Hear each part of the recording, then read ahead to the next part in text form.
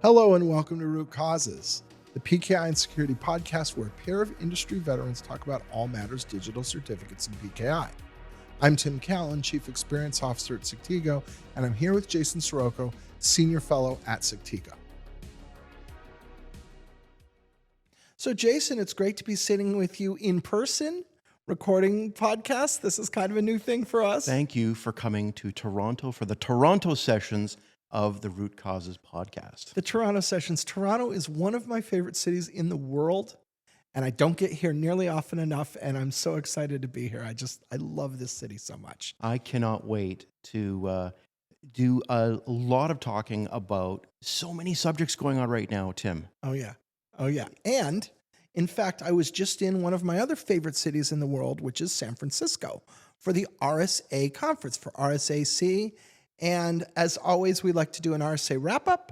So I've got some notes here, Jay, and let's talk about some of what I observed this year at RSA. Let me think. I got to prognosticate, Tim. I'm thinking about, I remember back in the day, blockchain, zero trust, buzzwords. I want to know eventually what the key buzzwords were at this conference. You know what the biggest buzzword was. Of course I do. But before we get there, let's talk about buzz real quick. So as we know, a few years ago with COVID, RSA really took a kick in the teeth. It is as crowded and as huge and as vibrant and as energetic as it has ever been. RSA is 100% back. So wow. That's the first thing to know. It was jam-packed and it was full of vendors and the halls were full and full of attendees and full sessions, and just RSA is going full throttle. So buzzwords. We know what the obvious buzzword was. Let me guess. It's got to be AI. Of course. So here's what's funny, right? And you and I talked about this last year. Last year, AI was virtually absent. And it was because it had progressed so quickly as a story.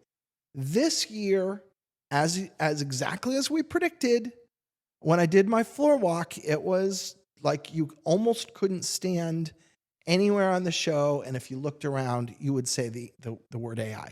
And a lot of these were like new vendors, but a lot of them were existing vendors that were either touting their AI creds. Maybe they had really developed AI in the past 12 months, or maybe they just had found a way to represent what they're doing as AI in the last 12 months. But clearly, somewhere in the rules, it said if you don't have the word AI on your booth, you're not allowed to exhibit. So here's my conference schedule. So how many of the official sessions speeches do you think were about AI? This is unfair.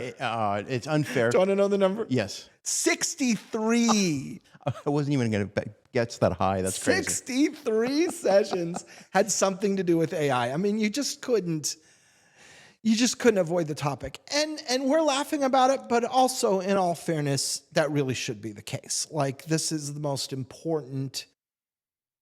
If it is not the most important development in computing since the internet, that will only be because it's more important than the internet, right? It very well might be. It very well might be. You know, there's so much to think about that. I'd love to know a lot more about the nature of what those talks were about, because what's captured people's attention, obviously, is the large language models, and the various, high-profile GPTs that are out there right now that people are using.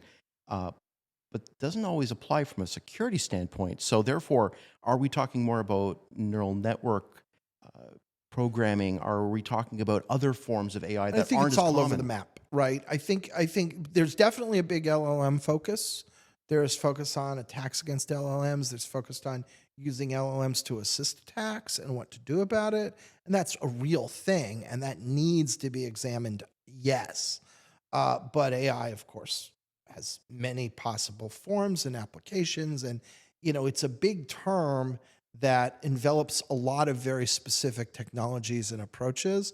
And you're seeing all of that stuff on display, right? And, I'm really curious from our standpoint, people who listen to this podcast, PKI specifically, I think where some of it really applies is in we use the term automation quite a lot. Yeah. And I think that this is where AI for us will end up probably playing a place other than the back office where it'll play all kinds of places just like for everybody else. Yeah. But I think in terms of being able to set up autonomous forms of automation, Right. I think AI will play a role in solving some of the last mile problems that we have within our industry. And I'm curious to know whether or not anybody addressed that at RSA being a security conference. You know, I think it's a little hard to answer that because there was so much talk about it. Like you almost, if you want to characterize, if you want to say, hey, what was the main theme of the AI conversation? I'd say the main theme was diversity, right? Just because everybody is looking at every AI angle they have, right? And literally vendors that you wouldn't have thought of. And is an AI thing in any way. You're walking past their booth and it's almost like they took their tagline and they shoehorned AI into it, right? And so everybody is finding every AI angle they can. And again, some of that is smart marketing, but a lot of that is smart technology development. And it's both. And yeah, that's it. I mean, it's never going to go back. It's never going to be different. Here's a take. I think the AI push this year is a lot more interesting and 60 something talks. I'm not sure if all of them were, the cat's meow, but I bet you there's at least some percentage in there that is legit. Yeah. And that's a big change from a lot of previous buzz terms in previous years, which Right. were shoehorned for really no good reason. I think that's a very astute observation, Jay, and I'll agree with you, which is there's generally more substance. There's more meat behind the AI talk. I'm predicting that next year we're going to see at least as many talks, but we're going to see a more mature view of the technology space, right? Right now, it's just sort of, what does this mean? There's a lot of what does this mean? I'll tell you how early on it is from a security standpoint. Mhm. In fact, it was last night, researching for some of these Toronto podcast sessions that we're doing right now. And one of the things I noticed was Mark Russinovich, right, of Microsoft fame, wonderful person and security researcher, just put out a major presentation on security aspects of AI. So Okay. talking about a lot of things you and I have already covered early on in this area, such as prompt injections, jailbreaking AI, etc. Yeah. And so up until now, these things have been theoretical or just been discussed on Reddit, or on our podcast. And what you're now starting to see is people who are formal thinkers about this actually publishing on it. And so we're still early in it, but it's nice to see that there's legitimacy in the thinking. When you have people like Mark Russinovich publishing on it, you know that it's entered kind of a different stage. So you've just told me that I'm not a formal thinker, and there's no legitimacy in my thinking. No, what it is, Tim, is this: we're always going to be on the absolute front of these things. Yeah, we're on the edge, and yeah, you need that sort of established, built out support for that. Absolutely, That's exactly right. All right, so AI, everybody knew we were going to say that. So enough said on that. Next on the list, you might be able to predict this one too, because it is one of my personal bugbears. That's a hint. Hit me, Tim. Trust centers. Okay. Oh, yes, of course. Trust centers and regulatory platforms are all over. Like this is a booming industry. Lots of new companies, lots of existing companies pivoting who are kind of in the space, who all of a sudden maybe they didn't have a GRC offering, but they were close enough now they do. Or maybe they had a GRC, but they didn't have a trust center, and now they do. Just everywhere. People I'd never heard of. And I actually follow this space because I care, right? Because I'm in charge of compliance. And it's just blowing up. And it makes sense because 2 years ago, nobody in the world had a trust center. 1 year ago, it was real forward thinkers. And now it's like, if you're not getting one of these things, you're in for trouble. And so if you want to talk about a market that's just blossomed so fast with all of this focus on supply chain auditing and all of this focus on security questionnaires and all of this stuff that I can't help getting on here and ranting about, then it's not surprising to me to see a lot of industry action behind this particular category. I'm really happy to see that. One of the things we're going to be talking about later on in the sessions is going to be about Cybersecurity Framework 2.0 and the push towards governance, and especially within the space that the audience of this podcast are interested in. And so I think that that's a piece of it. It's the people from up on high coming down to the trenches, and people who live in the trenches and actually get the work done, elevating themselves up to compliance and governance. Yeah. And this is what CSF 2.0 is really calling for, and this is a piece of it. You know, so to me, it's interesting how nobody called for it. There was no formality, but it's coming together, and that's a positive thing. Yeah, yeah. And I mean, we all know why it's coming together, right? Is because like this has turned out to be a very scary attack vector. And so I know why institutions do what they do in terms of these security questionnaires. I just hate that they do it so badly. And I think a trust center or just more generally a GRC industry has the opportunity to help with that, right? And give people a better sense and a better framework for how to do this well. Geez, that's actual substance coming out of RSA, Tim. Yeah. I'm happy to hear some of these things. All right, I got more. So the third one, and this one surprised me a lot, Jay, is there are a bunch of new offerings and new players in the MFA space.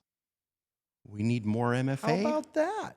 Well, I think we need better MFA. So if you look at these things, the theme is, hey, current MFA isn't working. It's not working for your users. It's not working for your IT departments, and it doesn't really defeat the attacks. And we've got a new approach that we contend is going to do these things. Now, is it going to or not? You know, that will be proven out over time. But I was interested in the number of either vendors or product offerings and existing vendors that were focused on a new approach to MFA. And it was, again, that kind of theme, like, hey, existing MFA solutions aren't very good. We got a better one. Yeah. Interesting. Yeah. Okay, so for people who haven't listened to our back catalog, we hate MFA. So with a passion, actually. Yeah. And we've have at least, I think my last count was 11 or 12 podcasts on here's 11 different ways we hate it. I think now what you're saying is we've got to maybe do a 12th. I think that's interesting. We should track if there's any there. If there's any substance, if this is a real revolution of the space, if they're really solving some of the problems. This is important, Tim, Yeah. because as a pragmatist, reality-based person, passwords aren't going anywhere. Mm-hmm. And so we need something. Yeah. And so what is that something? And I hope it's something better than what's out there right now. Yeah. Well, again, there's people who are betting their dollars and their sweat equity on the fact that it is. So it'd be interesting to see how that plays out. I think let's keep an eye on that. Another one that I saw a lot more of than I'm used to seeing is security training and awareness. Okay. Right? Okay. Which, you know, it's not a new problem. We all understand that the big pile of cells that sits in front of the keyboard is always the weak link, right? We all know that. And it still is. But it feels to me like we're seeing more effort on commercializing security training than we have in the past. So is there innovation? I don't think so. I think it's just put together, try to put together better content it's one thing is security training. I mean, we've all been through those trainings. They're awful. And it feels to me like there's a bit of a recognition in the industry that, you know, good content might actually have a consequence. I think what it is, I think it's a reflection of a slight change in attitude that matters on the part of the buyers, of the people who have to do this training, which is this isn't a compliance requirement, tick a box. This is a authentically prevent my people from being owned, right? Right. So now success is measured in a different way. Success isn't measured in terms of 100% of employees sat through 17 minutes and answered 3 questions correctly. The real outcome. Suddenly, success is nobody used a phishing attack to get a back door, Right. right? And with that, defining success a different way, now you have a different approach to the problem. And it's things like make the quality good, make it engaging, make people actually sit and pay attention to it, make them actually learn, help them learn, as opposed to be able to prove that I put someone through a training so that if I get sued, I don't lose. Right? Got it. And I think that's a bit of a change in focus in the people who buy this stuff. You know what? We haven't podcasted enough on that topic. We have not. And let me give you the hot take. I'll share it with you now. We'll see how I got a hot take too, but I want to hear yours. We'll see. If you put stronger locks in the doors that aren't as easily socially engineered, in other words, don't blame the human. Use better tech where Oh, for sure. use better tech because better authentication technology exists. Mhm. It does, folks. Yeah. And stuff that what I mean better in that it is much less likely or impossible to be socially engineered the credential and the privilege into someone else's hands. Yeah, that's basically the take I was going to have, which is by all means, let's train. Like, let's do that. Of course. And let's try to make our people as enabled as we can in this regard. But it's foolish to think that you're going to solve this problem with training. Net new applications should be using passwordless technology of some kind. Mm-hmm. I don't care which. Yeah. Take passwords out of the story.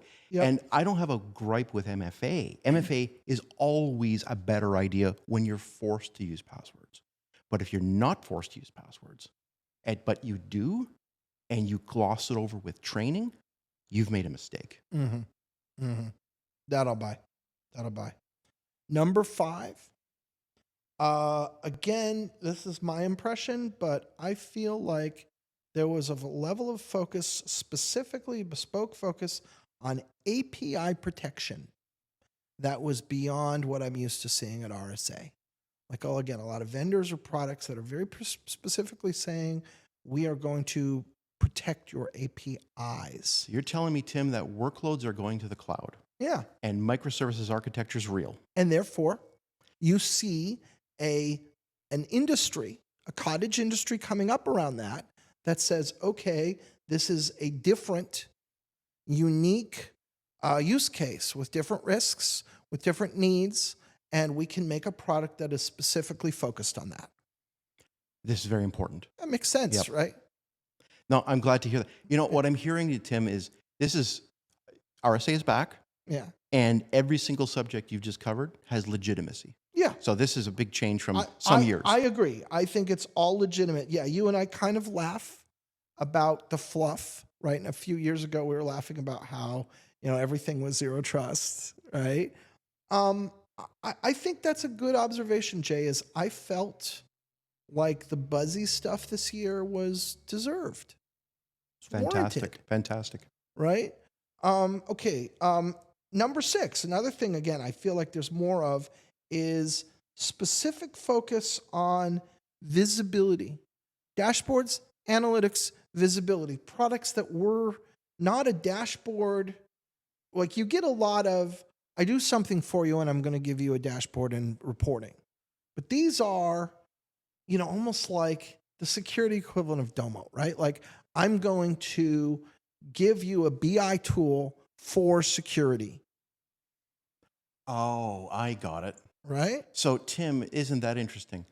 Like, the pillars of CLM, the pillars of certificate lifecycle management, is Yeah. when Visibility.